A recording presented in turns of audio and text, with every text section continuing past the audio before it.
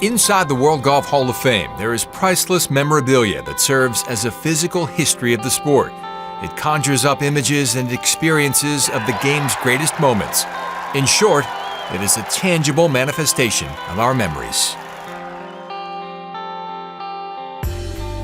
Much like the individual pieces of a mosaic, these personal memories are incomplete on their own.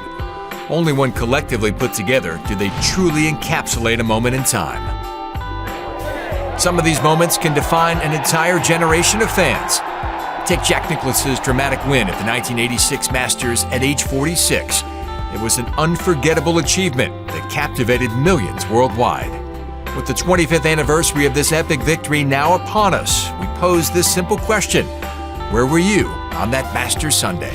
I can tell you exactly where I was. I was at the University of Illinois. Well, I was 16 years old. I was in South Africa. I remember watching it at Media Heights Country Club in Lancaster, Pennsylvania. I remember watching it late night in India. It was a special time in golf and golf history, and to remember where you were shows you the importance of that win.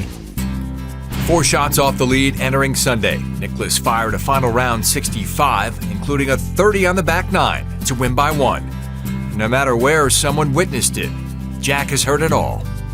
Whether they were in an airport or whether they were in a house with their kids and they told their kids to go sit down or whatever, whatever it was, there was always something that was something unusual.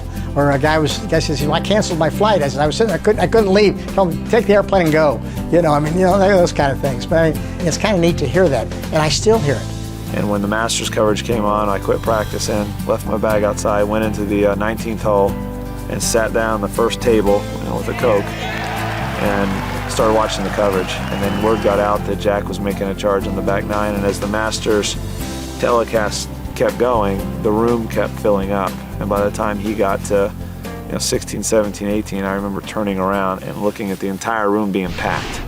Nicklaus made some great shots and made some great putts, and that famous putt on 17 where he leads off like this, that was legendary, that's for sure. That was an amazing moment in golf, and it still is. It's one that's been relived many, many, many times. Everybody remembers it, and everybody remembers it when they stand on 17.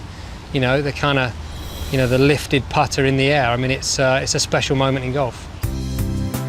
That was just so incredible. For an athlete like that, iconic, loved, to come back at 46 and to lay down that type of performance.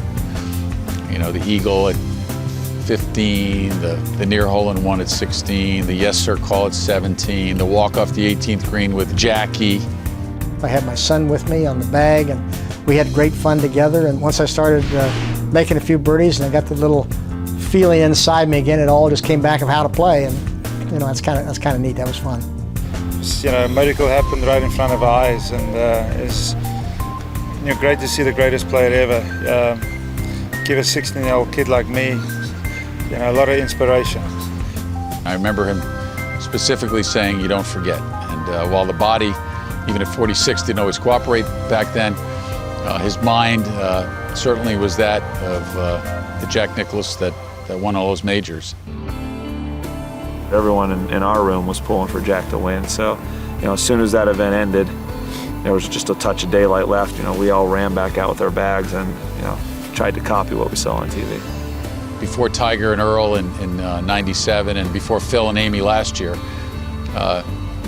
whether that was the ultimate moment or not, it was certainly there among the greatest of all time.